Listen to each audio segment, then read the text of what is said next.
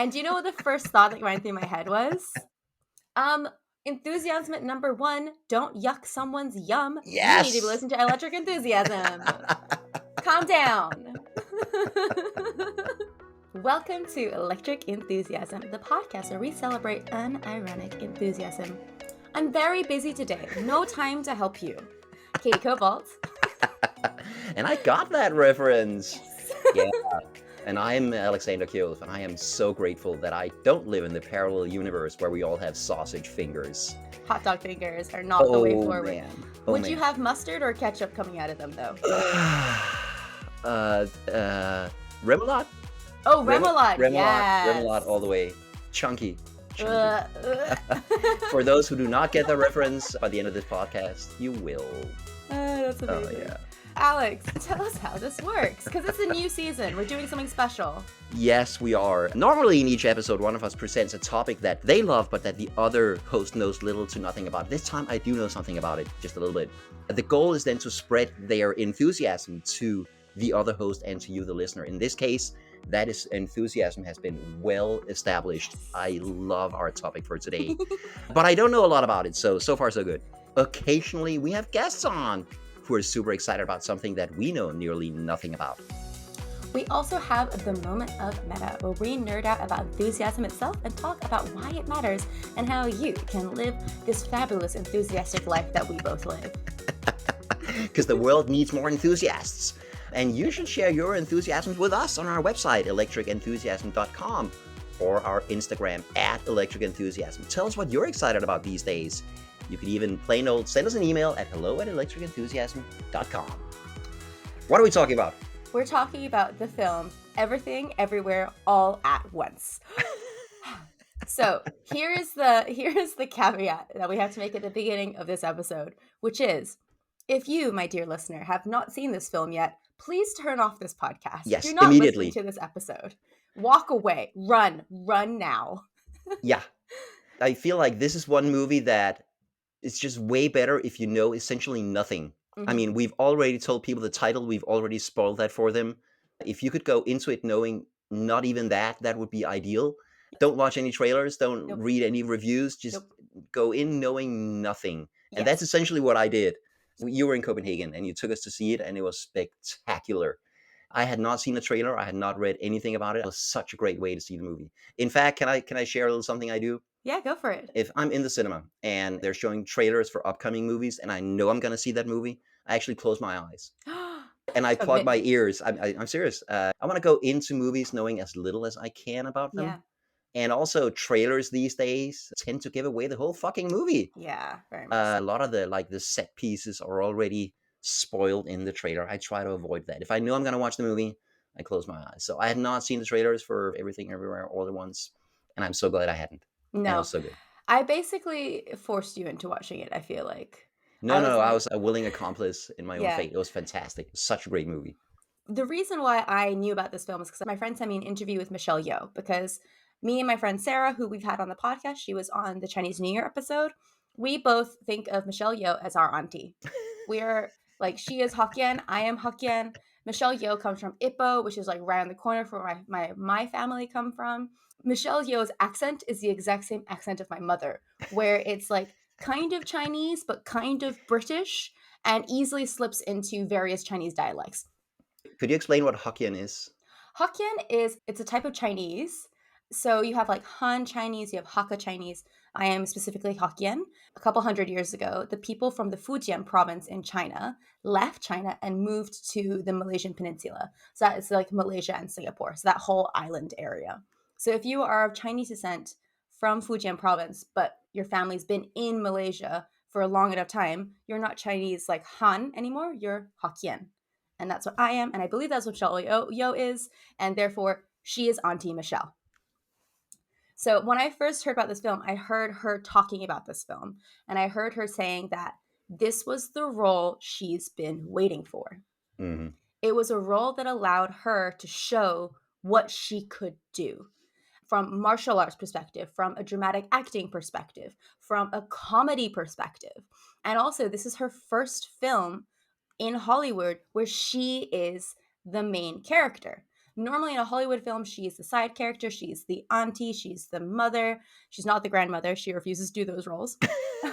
But it's the first film where she's like the main lead actor on the film. And it's so cool to see someone I grew up watching being so successful in Hong Kong cinema be as successful in Hollywood cinema. And so I was like, die hard, we're going to support this film. And I've seen it in cinemas 3 times, and I will Yeah. pay to see it streaming. It comes out streaming, I think, this week. So listeners of this podcast can definitely get access to this film, even if it's not being played at cinemas near you. Where will it stream? It's on Amazon. It's on Google Play. I saw it at a bunch of different places. Like, if you Google Everything Everywhere All at Once streaming, you will definitely find it. I will pay that money. I will give so much money to this film. I want the directors, the producers, everyone to know that this film should be a box office success, so they do more films like this. Yes, it should, and it is amazing. Such a great movie. I got 4 kind of things I want to talk about, but I'm also willing, because I know you also saw this film and love this film. Maybe there's other things that you want to jump in on as well, but there are a couple things that I feel like really need to be talked about when we think about Everything Everywhere All at Once. The first one is Ki Hui Kwan, who plays Waymond. Mm-hmm. He is the sweetest, loveliest person in the world. You will recognize him from Indiana Jones and the Temple of Doom and The Goonies. He was in a bunch of movies in the 80s as a child star. Oh, he was short round in Indiana Jones too. Yeah. Exactly, yes. Holy shit. So he was working in the movie industry as an actor in the 80s, as a child actor. And then after he started those 2 films, his phone kind of stopped ringing. So he noticed a lot of his co-stars, a lot of his peers were still getting auditions, were still getting work as actors. And he kind of felt like there isn't space for me, right? And that he didn't have the opportunity to be on camera anymore. This is a moment in which the white supremacist systems of Hollywood are not offering the same opportunities to an Asian American actor as they are to a white actor. But Ki Hui Kwan is an awesome human person. He loved making movies. So just because his phone stopped ringing, that did not stop him. He went to film school, learned how to make films, and started working behind the scenes, and including working for Wong Kar-wai as an assistant director and even Whoa. doing work as a stunt coordinator. Whoa. This guy was like, fine, you're not going to call me? You guys are like kind of racist? Okay, fuck you. I'm going to do this because I love this. And so for 20 years, he was working behind the scenes. And then an amazing film called Crazy Rich Asians came out. Have you seen Crazy Rich Asians? I have. I love that movie. It's like a classic, sappy, slightly shitty rom-com, but only Asian people. And I love that. I love that. I feel like we should get our own shitty rom-coms. I think true representation is when you don't just get representation in the good stuff, but also in the bad stuff, in the Exactly. crappy. Yeah, there was just an article in about gay representation in Danish media Ooh. because now there's the first gay couple on Married at First Sight. Oh, wow. Have you heard Oh, about that show? wow. Yeah, Oh, exactly. no. That is just the shittiest possible concept for a reality TV show is Yeah, it two really strangers is. getting married at first sight. But Yeah. now we have representation. Really. That's a good thing, I Yeah, guess. I feel like every minority should have their kind of crap rom-com that's like very predictable, but hey, we all get to have one. I feel like we all should Exactly. get to have one. Exactly. Anyways, he saw Crazy Rich Asians and he had FOMO. He had the fear of missing out. There is now finally space for people like me in Hollywood. And I wasn't even in the audition. I wasn't even in the running for any of these parts. So he called up one of his friends who was a manager and was like, "Hey, do you want to be my manager? Do you want to be my agent? Do you want to help me out?" And the first audition he walked into was this one, and he got the part. That's amazing. And he did such a great job. Also, when I saw him, I was like, is that Jackie Chan? He That's not Jackie. does. Is that a digitally de-aged Jackie Chan? Because he's obviously younger than Yeah. Jackie Chan. But there's some of the same sweetness, some of the same humor, Yeah. some of the same like niceness about him, Yeah. and definitely some of the same haircuts. Yeah, he definitely has like a very old school Jackie Chan haircut in this film, and it's fantastic. And also the fanny pack fight scene. That was a very Jackie Chan inspired fight scene. Like it Yes. was comedic. It had all like the kind of like timing beats that a Jackie Chan fight would have. Fighting with unusual weapons instead of with knives and guns or whatever. Exactly. Yeah. So in the film itself, there are three different versions of Wayman. There's our timeline Wayman, we have CEO Wayman, and we have Alpha Wayman. Hmm. And one of the things that he talks about in the behind the scenes of this film is how he got the characterization for all three of them. Because there is a moment in the film where you just see the top of his face, and you only see his eyes, and you can tell when he goes from Alpha Wayman back to our Wayman. The ability of this man to deliver a performance is so impressive. They worked with a physical movement coach, and what they did is they like went through the script and distilled each of the Waymans into an animal. So, for example, our timeline Wayman is a squirrel. Hmm. He's like kind of frightened and skittering around, and he's like easily startled. Hmm. CEO Wayman, who is very sly and slick and cool, is a fox. Hmm. And Alpha Wayman, who's like swooping in at danger and like coming at it, is an eagle. And so this movement coach had him actually being a squirrel, like eating like a squirrel, crawling on the floor like a squirrel, like really embodying a squirrel. And then from there built the character off of that animal characterization, which I Wow, found hilarious. that is hilarious. Two questions. Yes. First of all, Waymond, is that a Chinese name somebody would pick for themselves? Or, I mean, it's not Raymond, it's Waymond. Yes. There is an actor called Wayman Lee who was an uncredited movie producer on this, and I'm pretty sure that it's a reference to him. Got it. That's my assumption. Got it. And other question, this actor, could he fight already, or did he have to learn for the movie? Because he's amazing in it. So yes, he already knew how to do martial arts. He's been a stunt coordinator and a stuntman previously, but the particular Ah. style of fighting using the fanny pack has a specific name, which I've forgotten, of course. He did not know that style of fighting. So like all of his martial arts background is just like, yeah, we see that you can do all of these things, but we can see you cannot do this thing. So we're going to do this thing. And you're going to have to learn how to do it. And it worked because that scene is amazing and It's had such very, very strong Jackie Chan vibes. it There's really. a specific scene in Drunken Master 2 where Jackie Chan fights with a dish towel. A tea Yes. towel. It reminded me a lot about this fanny pack fight, which is Yeah. hilarious and amazing and so well choreographed. Yes. Beautiful, beautiful. All the fights are incredibly well choreographed. The stunt coordinators on this project were Brian and Andy Lee from Martial Club. They actually run a YouTube channel and do really cool content online for free for everyone, showing you how to do stunts like basic moves, fitness stuff, and also adorably behind the scenes videos from Everything Everywhere All at Once. And also, one of them was also in Shang-Chi as well. Mm. So they're doing very well for themselves. They started on YouTube, but now they're like starring in all of like the big Asian blockbuster films. That's amazing. So I will make sure to put a link to their YouTube channel and their behind the scenes video in the show notes because that's well worth checking out. Yes. The next thing I wanted to talk about was the visuals. Oh, man. In three words, can you describe what this film looked like to you? It looked like everything everywhere all at once. No, it takes place across various alternate universes, timelines, right? Hmm. But part of the movie takes place in the most mundane settings. Yeah. We open in their apartment over their laundromat. Yeah. Then we go to the tax office, and that's where some of the fight scenes take place. So there is that contrast between the most mundane settings you can imagine and then the most outlandish visuals and costumes and makeup. And that contrast works so well, especially because the first 15 minutes of the movie is just Chinese family drama. Yeah, pretty much. Nothing weird going on. And then the movie makes a hard turn. And I was like, what the? What?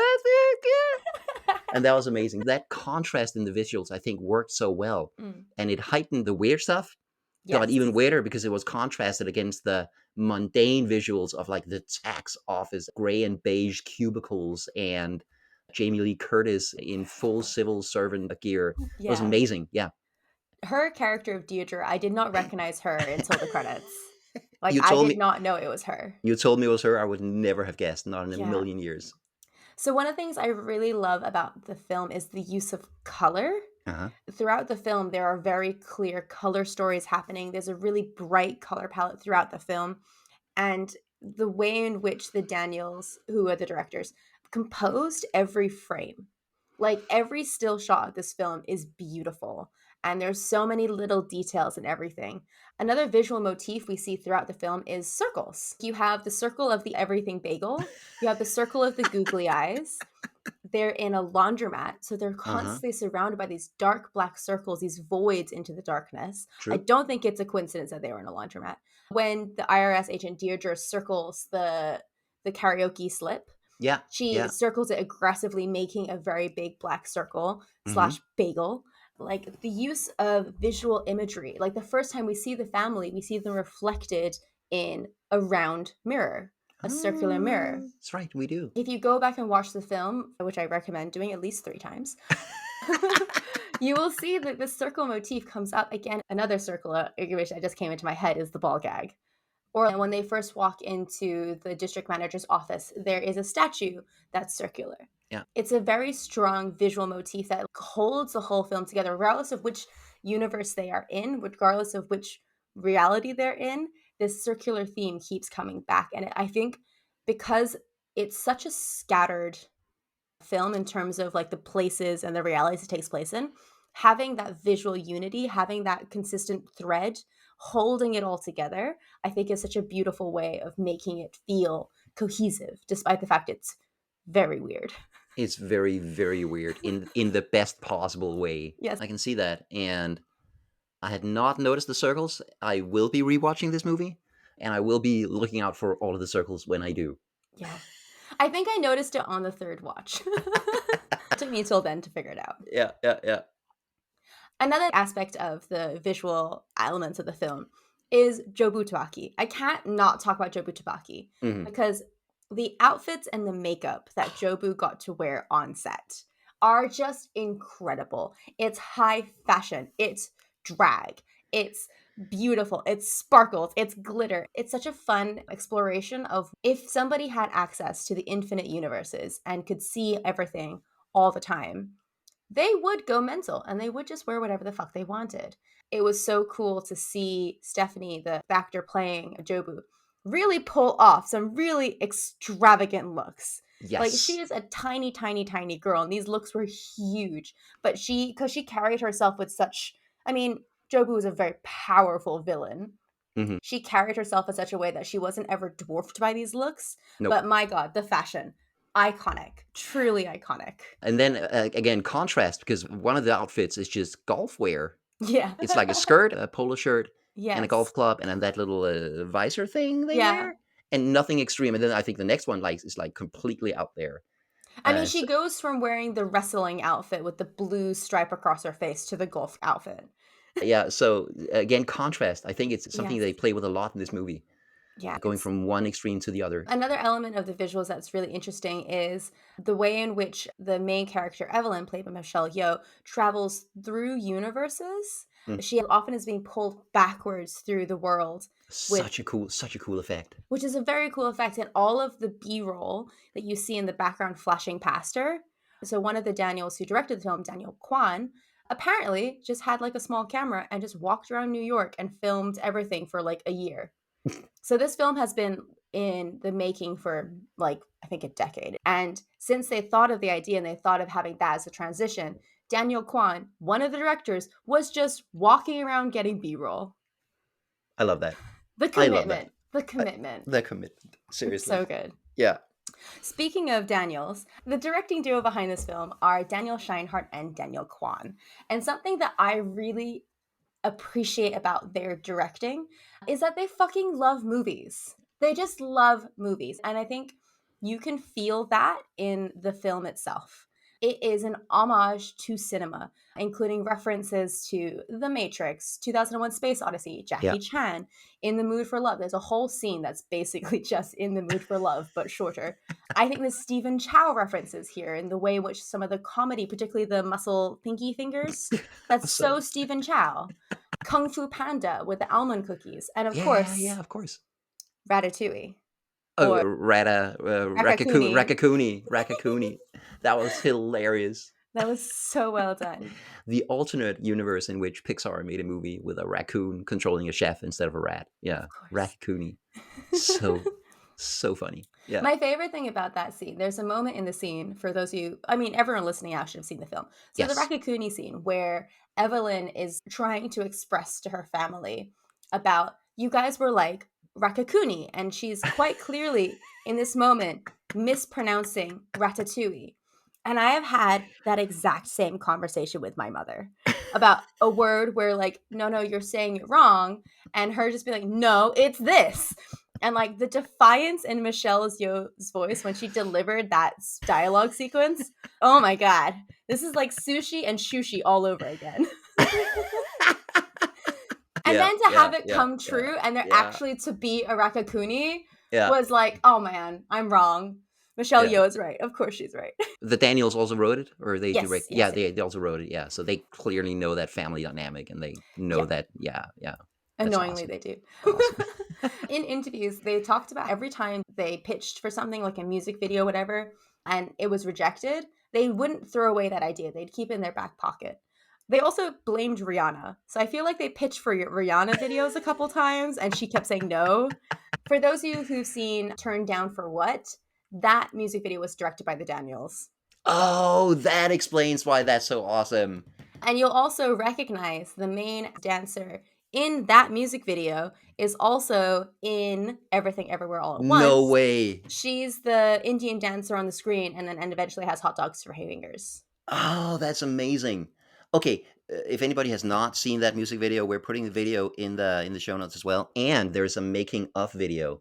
They return to it 10 years later and they talk to some of the people behind it. Oh, I want to watch Um, that. I haven't seen that. so for instance, there's this elderly woman with huge boobs, and at one point her boobs are like independently Dancing. going up and down to the music. And I was like, does she have pectoral muscle control like Terry Crews? And she does not. There's somebody behind her jiggling her boobs. Oh my god. You can learn a lot about that. It was made on basically no budget. Knowing that if you rewatch the video, you can actually see somebody behind her jiggling her Oh my boobs. god, that's hilarious. We're going to link to both of those. It is one of the most iconic music videos in history. It's so good. And also bearing in mind that they made that music video, which has like sentient boobs and penises dancing to the music. Hmm. It makes a lot of the humor and a lot of the jokes and Everything Everywhere All at Once make sense. Like the whole butt plug fight scene makes so much more sense now. I'm just like, Yes. yes, this is your humor. I get it. I Yes. understand where you're coming from now. This makes Yes. sense to me. Because this movie it's so dumb and it's so smart Oh at yeah. the same time. There's that sort of fight scene where some people are fighting to insert a butt plug in themselves or Yes. keep it away from the others. Yes. But the movie also has real heart and something to say. That contrast I think is phenomenal. It is a movie of contrast, as you Yeah. pointed out. But as they're writing the movie and coming up with like concepts and they're figuring out, okay, we had this idea for hot dog fingers. We're going to put that here. We had this idea for this. They realized that they were in trouble because Rick and Morty had just started airing. Hmm.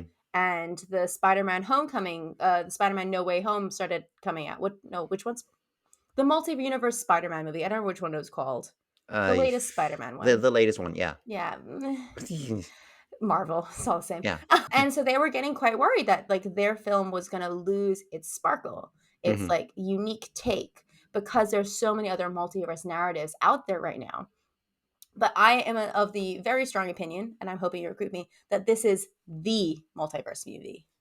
It certainly brings something to the table that none of the others do. Hmm. And it has a unique take on it because you don't actually travel between the alternate universe. It's a really interesting concept. Yeah, It's such a cool way of introducing it that you can pull in somebody's skills from an alternate version of you yeah, by doing weird things like eating a chapstick or inserting a butt plug if that's what it takes, or yeah, paper cuts oh, between every finger. It brings a new way of doing multiverses that I think is really interesting. yeah, But then more than that, it brings something that none of the others brought, which is just sheer energy. yeah, This movie is like it's 110 octane all the way through the movie. It's fantastic, but it also brings a depth that you don't get in Spider-Man Home, whatever, which was yeah, fine. I enjoyed it. There was nothing wrong with that, yeah. but it didn't hit me the way this movie hit me. It didn't have as much to say about deeper subjects while being even more entertaining. I was way more entertained by everything than I was by Spider-Man Home something something. You are doing such a great job of setting me up for my segues. I have not told you what I'm going to talk about, and yet you're setting me up beautifully for everything I want to talk about. So, Awesome, awesome, awesome. speaking of the deeper meanings of the film, Yes. let's talk about bagels and googly eyes. So, this film really explores the tension between nihilism and existentialism. Mhm. I would say they are represented in the film by the everything bagel, which is nihilism, and the googly eyes, which is existentialism. I use these words casually now as an essentialism. Do you have an understanding? Can you explain them to our audience? Let me see if I get this one. Nihilism is nothing matters. You might as well just sit down and do nothing because nothing ever matters anyway. That's nihilism, right? Yes. Yeah, pretty much. And then existentialism is, well, it's nothing matters. It's essentially the same basic premise. Nothing matters, so we have to make our own meaning, Yes. right? Yes. Perfect. Yeah. Awesome. Amazing. In this film, we have two, obviously, circles representing these two concepts. So we have the everything bagel that Jobu makes. Mhm. And I will get you to read out a quote from Jobu. So that Jobu says, I got bored one day, then I put everything in a bagel. Everything.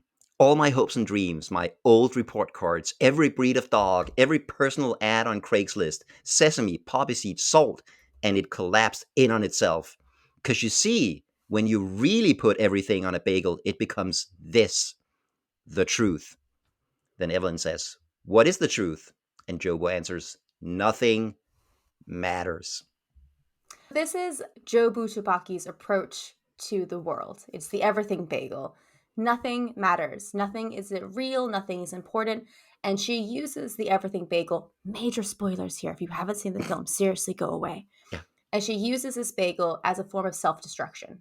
Because she has been everywhere and seen Yes. everything. Something Yes. happened to her mind that made her experience everything everywhere all at once, and it basically broke her. Yes. And once you've done that, what is the point of anything? Because she saw everything. She saw that nothing is important. Nothing matters. And so her response to the nothingness of the world is self destruction. Hmm. Is lie down, give up. And actually, Evelyn has this response as well. Earlier on in the film, when Wayman comes to her with like the task of being alpha Wayman, blah, blah, do you want to just sit here with your consequences or you're going to come with me and save the universe? Hmm. And she says, no, I want to lie down.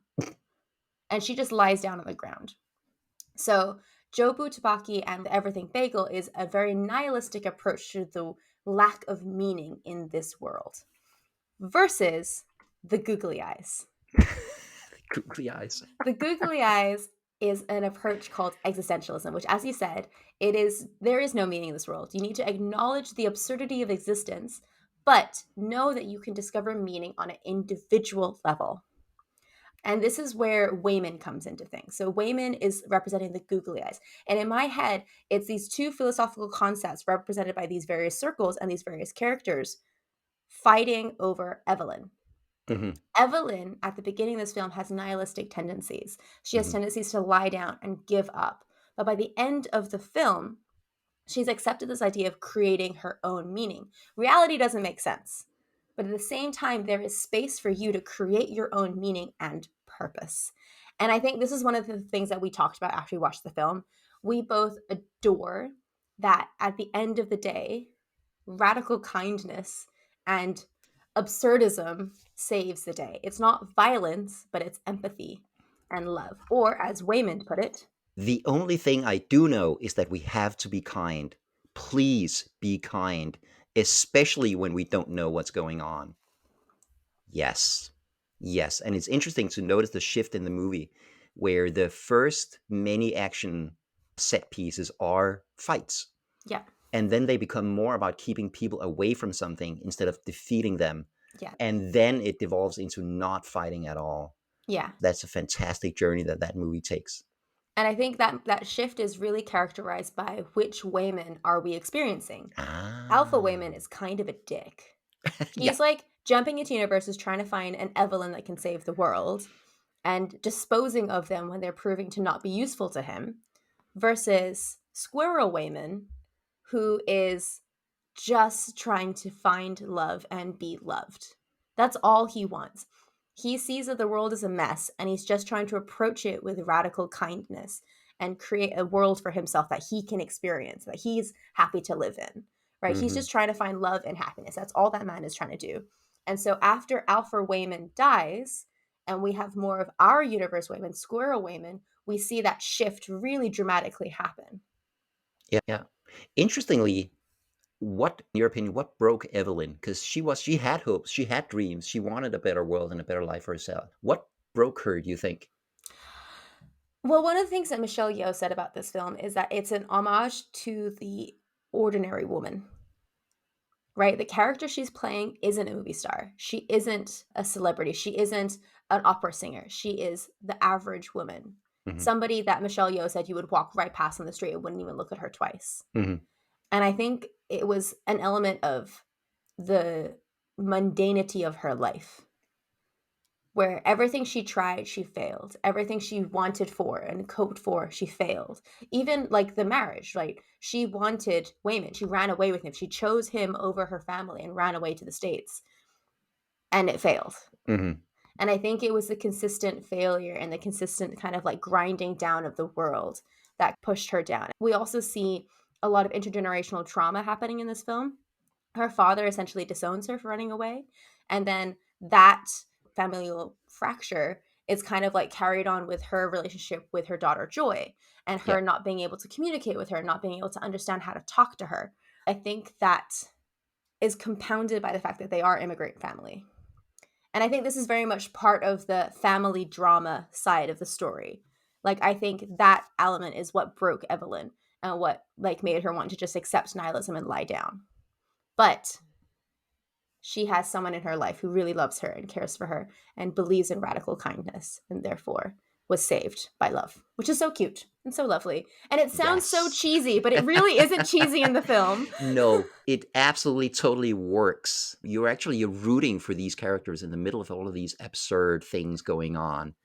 I deeply cared about what happened to each and every one of them, Yeah. especially Wayman, because the squirrel Wayman, because he was just trying to be nice and make the best of things. Yeah. He's Uh, genuinely the absolute fucking best. I and love Squirrel Wayman. and at the end of the day, that this does make the movie hope punk, I think, It right? definitely does. Yeah, Yes, 100%. I think this is a hope punk film yeah. on the basis that the underlying message that you walk away from the film is like a happy crying. At Hmm. least that's how I always felt at the end of the film. Yeah. But also the fact that the message is be kind.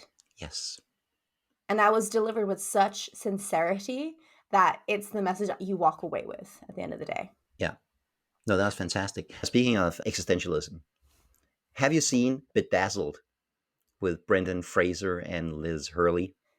The devil that we makes a deal with the devil? Exactly. Yeah, I Yeah. have, but so many years ago now. Okay. That movie also touches on existentialism. Here's a little dialogue sequence I'd like you to read from that movie. Like Brendan Fraser's character is Elliot Richards, and then his love interest, Alison Gardner, and he's a famous writer. Here he is. Elliot Richards. Well, I was just trying to make a simple point, really.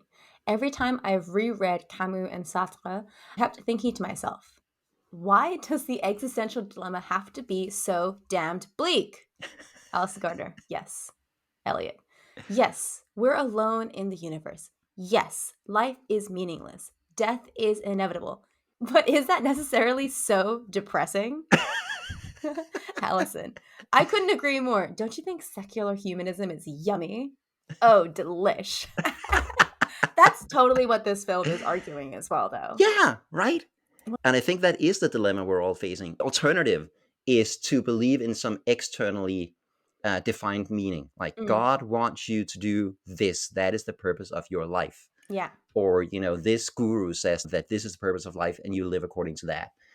I think that could possibly be nice. I think a lot of people live great lives having that Mhm. externally defined for them. There are also some pitfalls. People also do terrible things in the names of those externally defined meanings of life. But if you don't have that, and a lot of people these days don't, there is no guru telling me what the purpose of life is. There is no religious text or figure or pope or bishop telling me how to live my life or what to Yeah. value. And yes, I am going to die. We all are. We talked about that in a previous episode. Yep. Given that, how do you find meaning in life? And I think this movie has some very good answers. Be kind. I don't think nihilism is a terribly convincing solution. I wouldn't want to go that way. No. But I do think that secular humanism, be kind, value other people, try to make the world a little bit better with the things you do, with the ways you treat other people. Yeah. I think that is the meaning of life. Create a world that's a little bit better than if you hadn't been in it.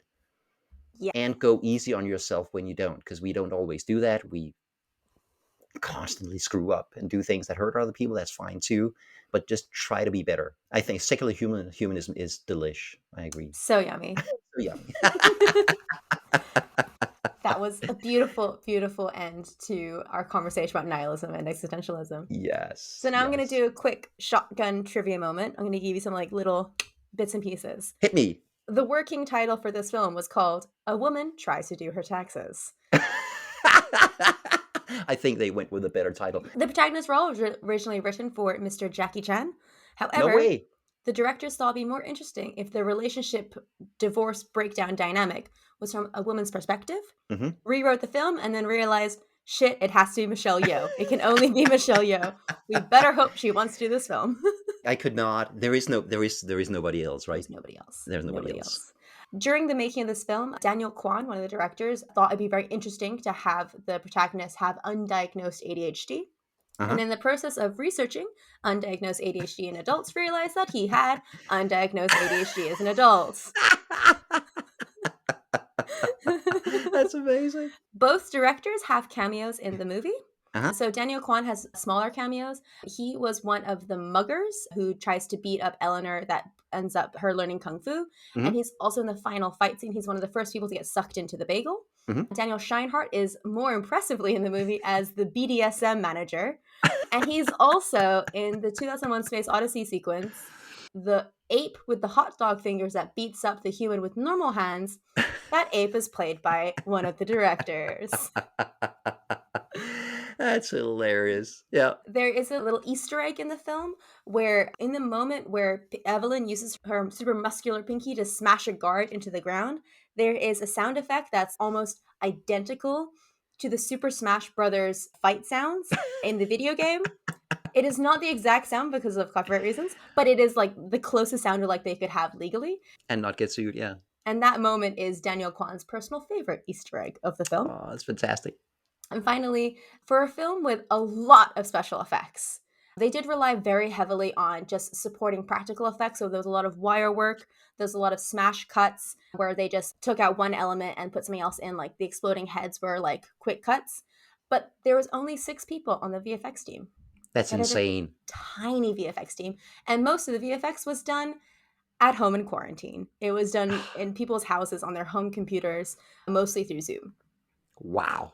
That's amazing. Because that can be 100 people or hundreds of people on a... For a Marvel film, they would have multiple studios working on it. They would have like at least 2 or 3 visual effects houses with a full company of people working for them. Yeah. So to have 6 people is insane. And I want to say the effects totally work. Yes. Given how insane the visuals are and how unusual the worlds they present are, there is no point where the effects break down and you're like, that looks fake. Yeah, no. Does not happen fucking once. No. That happens in Marvel movies all the time, by the way, but not in this one. Everything doesn't look real because it's obviously not, but it looks believable every single step of the way, and that's amazing. I think the use of practical effects with VFX support makes everything feel very tangible. Like the hot dog fingers, for example, they could have been CGI, but instead what they did is they cast a mold of the actress's hands and then use that to build them silicone gloves that fit their hands perfectly, which then allowed them to have dexterity through their hot dog fingers. Got it. Which is such a weird sentence that I said out loud. Yeah. So, Katie, why this movie? Except, of course, for the fact that it's amazing. So this film is about immigrants, intergenerational trauma, and taxes. Yeah. It just happens to be told through 258 universes and like 27 different film genres and far too many hot dog fingers. Yeah. But at its core, it's a film about a Malay Chinese immigrant trying to accept her queer daughter in the only way she understands how to. As a queer immigrant woman with a Chinese Malay mother, I have never, ever in my life seen myself on screen. Not like this. Wow. The family dynamic portrayed in this film is so close to my own that it makes my heart ache. I've seen it in cinemas 3 times, and each and every time, I have laughed out loud, I have cheered, I have fully broken down into sobs. I am so lucky to have this film be so representative of my life and be an actually amazing film. Mm-hmm. And the fact that it has like the squishy marshmallow ending to boot, Mm-hmm. like it celebrates radical kindness and empathy in a way that I aspire to. If anyone who had anything to do with making this film ever hears this, from the bottom of my hope punk Chinese queer heart, thank you so much for making this wonderful, weird, intensely bizarre film is a soothing balm. And it is my all-time favorite film, and I don't think anything will ever be able to top it. This film is so me in the sense that it's my story, but also that it's so fucking weird and that it's also so sweet and so kind. And I want to talk about this film always, forever, everywhere, all at once. I see what you did there. I can see that, and I can absolutely understand why that movie hits you the way it does. Mm. And it is amazing. I have a reflection on the movie, and I think I mentioned this when you were in Copenhagen, that I think the closest parallel in a movie that's come out recently is Mad Max Fury Road. Mm. Of course, radically different movies, radically different subject matters, but they have something in common, which is both of them work and they shouldn't. Yeah. Both of them are too weird or too extreme or too just bizarre to work. But I think the reason they work is that they are both movies that turn all of the dials to 11. Mm. The visuals, the sound, the music, the bizarre things that go on stage, the world that we are in or the worlds that we're in, all of that is taken to 11. If any element of that had not been extreme, had not been exaggerated, had not been heightened, I think all of the other heightened things would have failed. Mm. But given that the colors and the visuals, the music and everything just goes to 11, I think that makes it work. But in both cases, it is anchored by some acting performances that are absolutely real and human and believable. There's nothing in here that's overacted. No. There's nothing in here that is too much, that goes into parody, as you see in a lot of action movies, right? The villain will be so exaggerated that it completely goes into parody. Mm. There is none of that in Everything Everywhere All at Once. Everything they do or their choices are anchored in their personality. You know, it's so well acted that you buy it. I bought it. That makes both of these movies work. And I watched the Mad Max Fury Road 20 times. I look forward to watching Everything Everywhere All at Once 20 times and Yay. catching all the Easter eggs. There's so Yeah, much to this yeah, film. yes. I also think it is 100% an example of millennial fantasy, is what I've Hmm. started calling this genre of film, in which you see intergenerational trauma being resolved through the adult parent making amends with the child. Hmm. So you see it in things like Encanto, Turning Red, Everything Everywhere All at Once. All of these films are what I'm calling millennial fantasy because they are written by millennials for millennials, and it's a fantasy because it's never fucking gonna happen for us. That got dark. This is the fantasy I want. I want my mom to apologize, and I know it's never gonna happen. So instead, I'm gonna watch Everything Everywhere All at Once, and that little speech at the end that Evelyn gives to Joy and like live vicariously. Yeah, yeah, I can see that. I can see that. Hilarious. I, But anyway, that is Everything Everywhere All at Once. By the time this podcast comes out, I'm pretty sure it will definitely be available wherever you are. I do recommend seeing it in cinemas though, oh yeah. if you have that option. This is a visual treat. There is so much happening on that screen that you want to go see it in a cinema. There's also so many moments in the film where you feel connected to the people in the room with you, like the rock sequence when all sound cuts out and you're just staring at subtitles on a screen and everyone is giggling. It's just that moment of silence and like reverence in that room. Incidentally, originally they were going to have the actors voice over that Uh-huh. moment, and Michelle Yeoh encouraged the directors to just do subtitles, which I think was like, go, if you're going to do it, guys, lean in, go for it. Make Brilliant. it a weird silent moment in the film. Also, those rocks, they're round. They are round. There you go. I also have them as my desktop screensaver right now.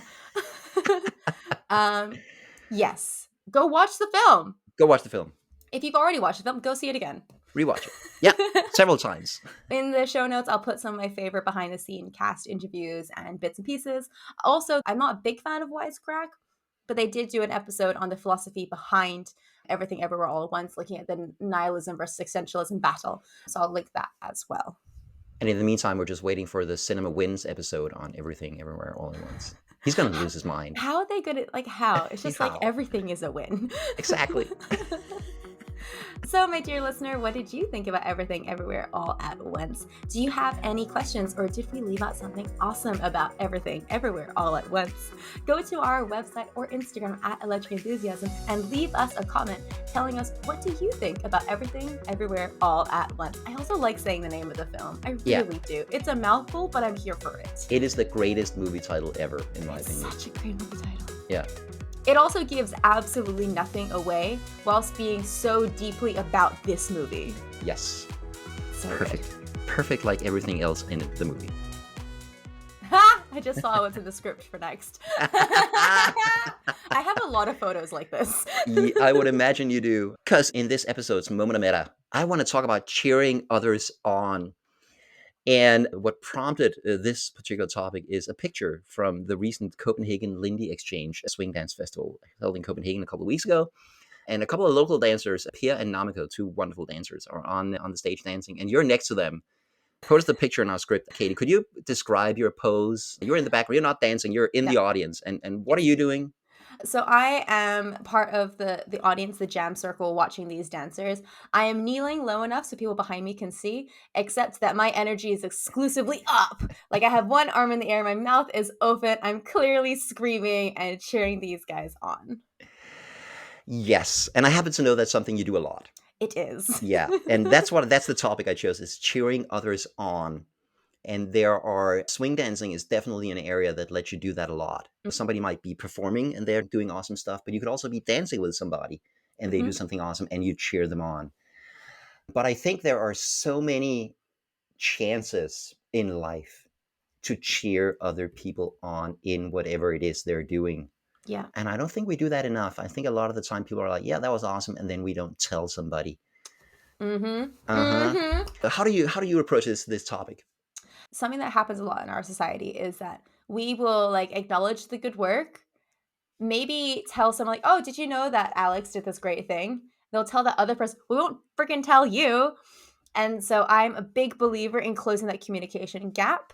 For example, if someone told me, hey, I really love Alex's shirts collection, his shirts are incredible, I'm very quickly going to go to you and be like, hey, Alex, guess what? Your name came up because you have an incredible shirt collection, and me and blah, blah, blah, we're just talking about how fabulous they are. This one is brand new. It's very nice. Thank you. But, like, I feel like as people, we're really bad at telling ourselves we're good enough.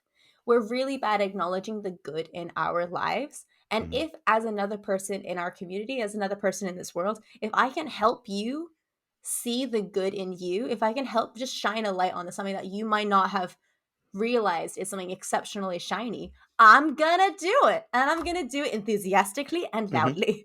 Yes. And I think that's a huge life skill. And there are some areas, some venues where it's perfectly normal. Like if you go to a sports event of some kind and your team does something cool, you're not going to sit there and go, yeah, you know what, that was pretty good. You are going to cheer. Yeah. Unless you're at a golf game, then you're going to do the golf clap. But golf sucks anyway. Not a real sport. And I will die on that hill. If you go to a concert, I was just at a concert with Nathaniel Rateliff and the Night Sweats. And That's a great band name. That's a great band name. Yes. And they launch into their most famous song, Son of a Bitch. And the audience went bananas. It was so cool. And of course, that energy feeds the band. That energy comes back to the audience. It's a feedback loop, right? So there are absolutely venues where this is perfectly normal, expected, and people just do it. But there are also venues where we don't. And I think we should do it way more. And that enthusiastic cheering on when you do something cool, I think, has a lot of potential for creating a little bit of a better day for people. I think I mentioned before that I do this thing called CrossFit. Actually, Alec, actually, you don't do CrossFit. Damn it! You don't do CrossFit I because your should gym is not a CrossFit gym anymore. I should You never have do told you that. unbranded workout. I do a store brand CrossFit. Mom, can we have CrossFit? No, we have CrossFit at home. CrossFit Copenhagen a few years ago decided not to be a CrossFit gym. It's the same workouts, but it's not technically not CrossFit anymore. You're correct. It is a little bit of a sore point. You should never have told me that. Exactly. I do this thing called CrossFit ish. Anyway, when I see somebody doing a cool lift or working really hard, I will cheer them on. I will go, that was amazing. It's actually a thing in most CrossFit ish gyms that if you're done with your workout and somebody else is still working, you go there and you cheer them on. Oh, That's giving them the energy to finish their workout. I think the more you can do that, I think the better. If we could all just be on the lookout for people around us doing awesome stuff and then just cheer them on yeah. while they're doing it, I think that would be amazing. Specifically, we did this with I may have mentioned it before, with the Copenhagen Ironman race, where we got 20 people together and we went and stood on the marathon, the final marathon they had to do, and we identified the runners who were really tired and we cheered them on by name. We would post a lookout earlier on the route to look up their numbers. That guy looks really tired. That lady looks really beat. Yeah. Look up their name and text it to the group who are a little further ahead on the track. And then we could cheer that person on by name. Go, Peter, go. It was amazing. Cheering people on, something we can all do. Mhm. I think it requires two things. You need to be on the lookout for people doing awesome things, and then you need to have the courage to actually be loud about it, Yeah. to actually say something and go, yeah, that was amazing. Maybe not just that was pretty good, but yeah, that was amazing. Do you have any advice on how to build up that courage? I think people can see the good. I think people just don't have the courage to make it loud. Yeah, I think two things can help. Practice, try it and see what happens. Yeah. That's one area. And the other thing that can help is to think about times where somebody has done this for you Mm. and think about what did it do for you. And I'm willing to bet it was pretty awesome, actually. And then have the realization that if you did that to somebody else, it might be really awesome for them. Yeah. And also cheering gives you energy, right? I mean, 100%. yeah, in that pic, you don't look beat, you don't look tired. It was a long night of dancing. Yeah, it was. So I think that's amazing. It's one of the things I admire about you is specifically in dancing, but also in general, when you see something awesome going on, you're not afraid to say so, and you're not afraid to cheer loudly and energetically. And I think that's fantastic. That's one of my superpowers is Yeah, that I will cheer for you. Like an entire squad of cheerleaders is living inside of me. yeah. You told me that the first time you saw Everything Everywhere All at Once, you were cheering in the cinema. Oh yeah. Yeah, Yeah, I yeah, was. right. Yeah. And then I got told off for it. Well, that was in England, right? It was. Yeah, yeah. There's some things I really do like about the UK, but like the sense that you can't have emotions kind of annoys me. Especially positive emotions, right? Yeah, Yeah. I am too much for the UK in a lot of ways. I just found it really funny. I was right after the fanny pack fight scene. I Hmm. clapped and cheered. Hmm. And then she's like, "Could you please stop that?" And do you know what the first thought that ran through my head was? Um, Enthusiasm at number one, don't yuck someone's yum. You need to Yes. listen to Electric Enthusiasm. Calm down. Exactly. And I do think that's probably the final benefit of cheering other people on is that the people who don't like it, you can annoy them. And that is amazing in itself. Always good to have the little spiteful motivations. Spite enthusiasm. Spite enthusiasm. Yeah. Fabulous. So that was our moment of meta. Go cheer other people on loudly and enthusiastically. You love it, they'll love it. It'll make the world a little bit better. Mm. Oh, we do have a little bit of a roundup from a previous episode What do we got? because we made everything bagels while you were here. That And, is true. and they were delicious.